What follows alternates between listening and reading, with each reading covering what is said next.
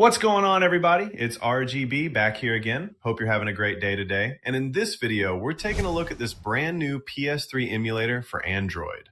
Well, you got it. This is the ARMSX3 emulator. If you know ARMSX2, then you already know the developer behind this project. Honestly, one of the best developers of all time. Well, now ARMSX3 is an open source project built as an Android port of RPCS3, bringing over the latest ARM64 optimizations and improvements from the project.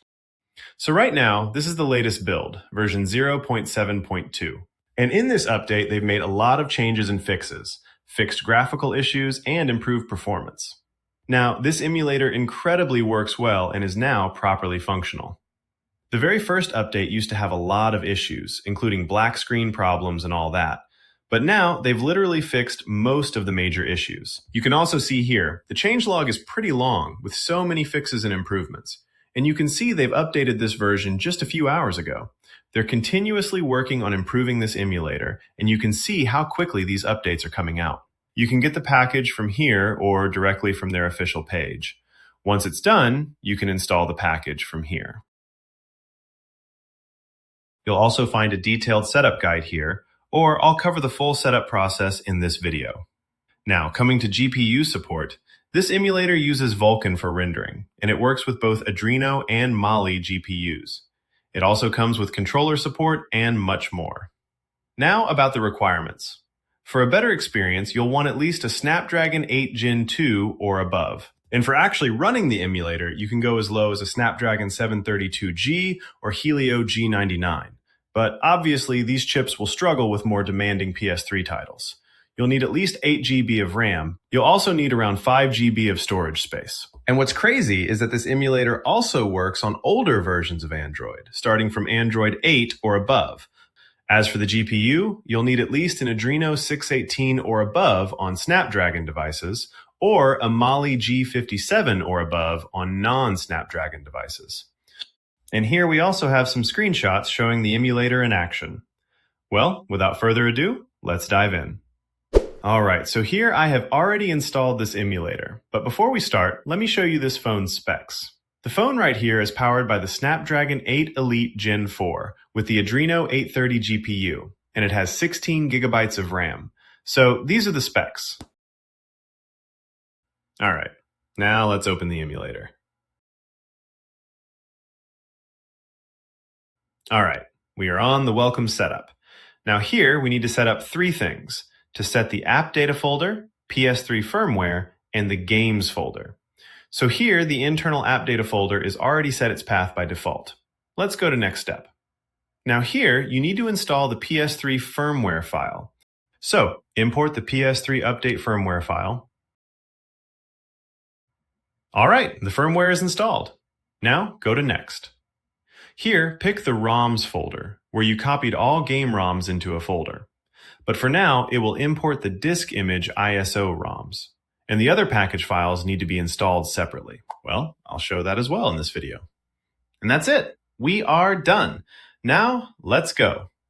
And there we go. We are on the home screen library. And the first impression is the user interface. It looks amazing, like what we see on console. Like the background, PS animated theme, everything looks incredible. On the top, let's go to side menu. Right, here we have options. It looks like ARMSX2 quite a bit. Here we got the extra additional options and the About section. Now let's check out the PS3 firmware. All right, it's installed, and this is the main core boot of this emulator. We also have trophies here, where you can able to view your achievements and the levels you completed. You can also access to this emulator core settings. It's same, just like what we have seen on RPCS-X emulator. Well, of course, this is the port of the RPCS3 core. We have PPU decoder, PPU threads, LLVM. And here, mostly leave all these settings to default. You don't need to change anything. Now, let's jump to the main part. Go to settings. Here in app section, you can able to check for new updates. Right now, it's on the latest version. And there are other options like the system language, you can change theme, and these all are general basic settings. Library settings, library theme, background music, and you can customize these settings based on your preference. Now let's go to performance. Now here in this section, you can set custom presets. You can change the display resolution. Here, mostly leave everything to default. Well, the native PS3 only works on 720p resolution, which you all know. Make sure to enable CPU clock hint ADPF and the GPU turbo on Adreno GPUs for better performance. And these are the core settings. And leave all others to default. Now go to renderer. So here is the main part. Here choose Graphics API to Vulkan. And here you need to choose the GPU driver. If you are using a non-Snapdragon device, Mali GPU user, you can use the System Vulkan driver by default. Or if you are a Snapdragon Adreno user, you have to choose a compatible GPU driver for better performance. You can choose from Mr. Purple, Steven MXZ, Adreno tool drivers, like there are many drivers here. If you are using Snapdragon 8 Elite device, then choose this Turnip Gen 8 V34 or V32 drivers based on your preference.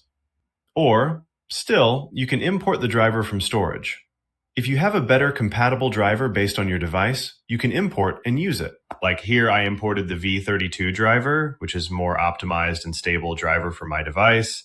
And you also have GameHub 8 Elite drivers, which is cool. And if you are using a Samsung Exynos device, we have the Exynos tool drivers as well. But only works for Exynos Xclipse users. So here, just select the driver. And then apply and restart the emulator. And here we have internal resolution. The more you set here, the better the quality will be. But still, if you want better performance, choose lower, 0.5x or 0.7, or leave it to native by default. Here, console aspect ratio is set to auto. Set display mode to fit. Here, set video resolution to 480p and leave all others to default. We have output scaling. Here, go to RSX accuracy. Here, enable white color buffers or write depth buffer and read buffers, depending on the game.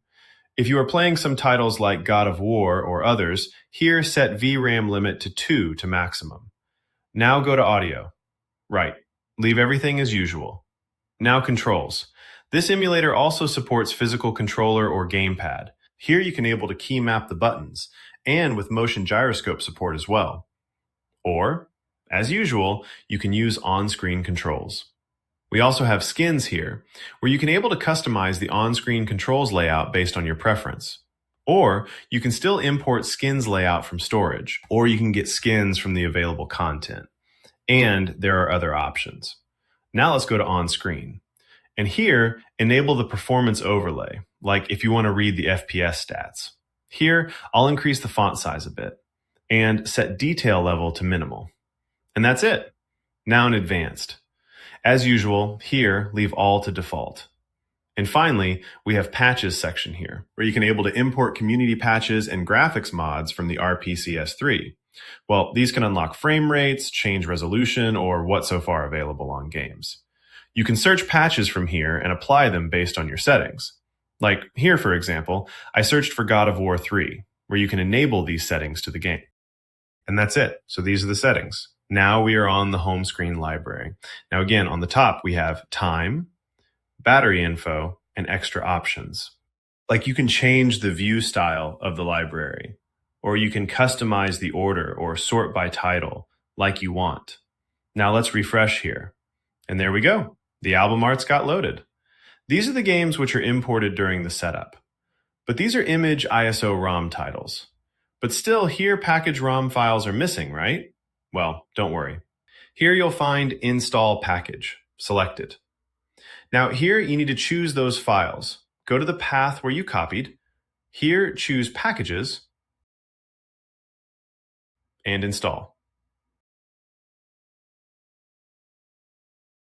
All right, it's done. And these are the titles I installed. Now let's get back and refresh again. All right. And there we go. And these are the games I imported. Now this library includes both package and disk image files. All right, guys, now it's time for the test. Now let's start with God of War 3. And this is not demo version. It's a complete full version. And here, as you can see, compared to other emulators, here the PPU compilation is so fast. And also, if you are new here, make sure to like this video and also subscribe to our channel for more crazy tests. And also, if you find this video too long, make sure to follow the timestamps mentioned below in the description. Here, the SPU building cache is fast. This is actually insane. So let's see how well it can actually run. And also, if we swipe back, we got a menu here. Here you can resume, pause the game. We have fast forward option to load things faster. And this process may vary depending upon the device's performance. And the good part is you can change these settings from here, like the graphics renderer. Here it shows active GPU driver. Like you can change these settings from here. We have core settings as usual, backend emulation stream settings, and the controller settings from here. It's also recommended to use the cooler to avoid overheating for better performance and FPS. Here, I'll also enable these game patches. Here, also make sure to set VRAM limit to maximum for demanding titles. Now, let's relaunch it again. Right? And here we go. Now everything looks fine. And look at the quality, guys. It looks crisper and more detailed. Textures look so sharp now.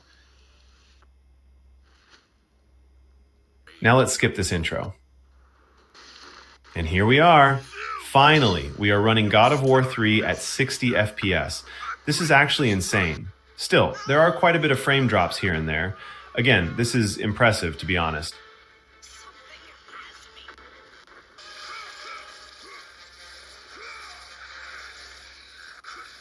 If we compare to other emulators like RPCSX or APS3E, now it's changed. Things got better now and more playable.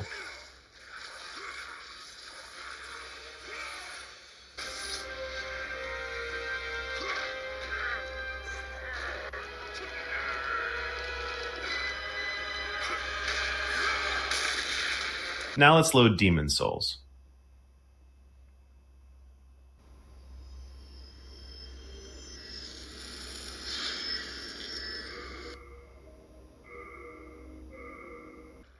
And there we go.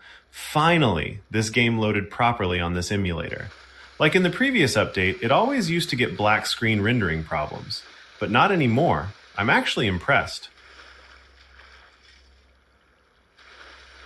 And there are no graphical glitches or errors.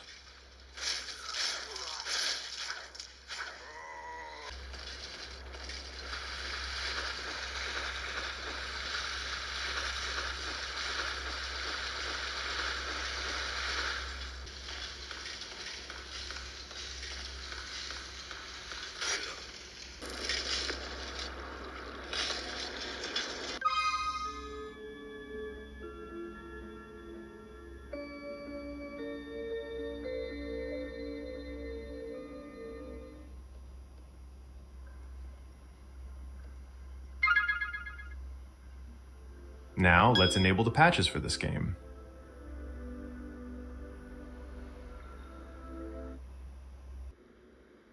And alright, it's working. We are getting a stable FPS and it's smooth.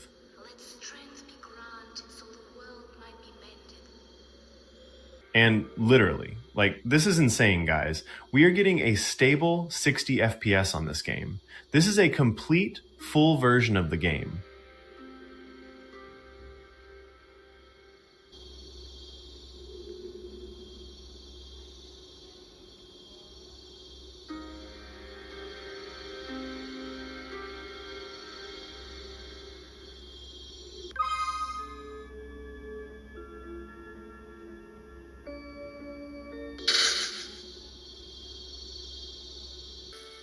All right, now it's time to jump. Right? I'm done. Well, there you have it. That's the new ARMSX3 PS3 Emulator on Android. And honestly, the progress they've made so far is pretty incredible.